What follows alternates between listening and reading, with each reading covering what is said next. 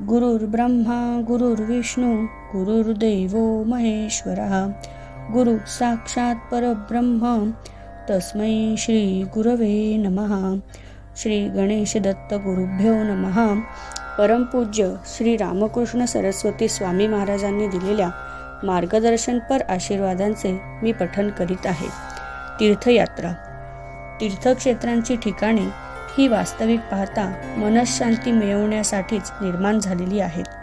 आपण नित्यनेमाने घरी उपासना करतो, परंतु क्षेत्राचे ठिकाणी त्याचे विशेष फल मिळते, त्याची पोहोच पावती मिळते, मन विशेष प्रफुल्लित बनते, आपल्या मनात कसलीही वासना व इच्छा उत्पन्न होत नाही.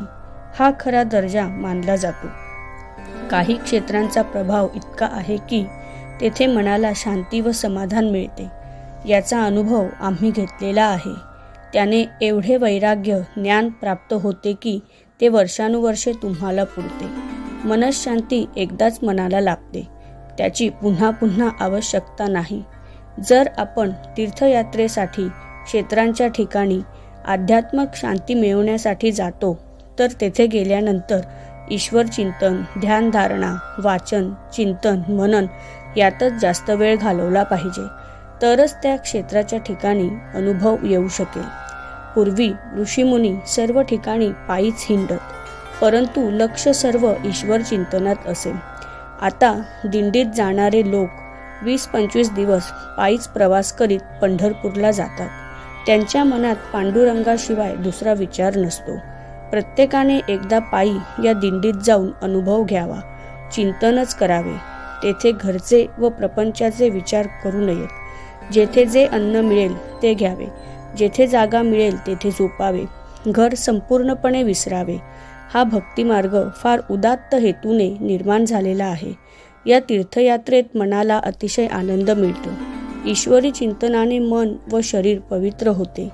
एक प्रकारचे संरक्षण कवच निर्माण होते.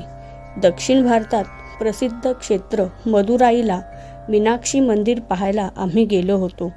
मंदिर पाहून झाल्यावर पुजाऱ्याला विचारले की अजून येथे काय पाहण्यासारखे आहे. तो जरी अडाणी होता तरी त्याचे विचार फार चांगले होते. तो म्हणाला, मदुराईला या मीनाक्षी देवीपेक्षा दुसरे काही पाहण्यासारखे नाही. तीर्थक्षेत्री देवांचा वास हा अनुभवावा लागतो.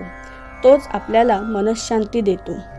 जर मनाला शांती व समाधान या तीर्थक्षेत्री मिळावे हा मुख्य उद्देश असेल, तर इतर व्यवस्था गौण समजावी.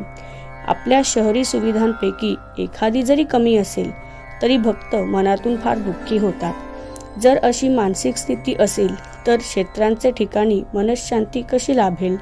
नैसर्गिकरित्या जगण्याची शिकवणच या तीर्थयात्रेतून मिळत असते. त्यासाठी थोडासा त्रास सोसला पाहिजे. श्रद्धा असेल तर आत्मविश्वास वाढेल व आनंदाची अनुभूती येईल. ईश्वर चिंतनात वेळ घालवावा. 4 दिवस नदीवर आंघोळ करावी. त्या पवित्र जलाने मन व शरीर मोकळे होते.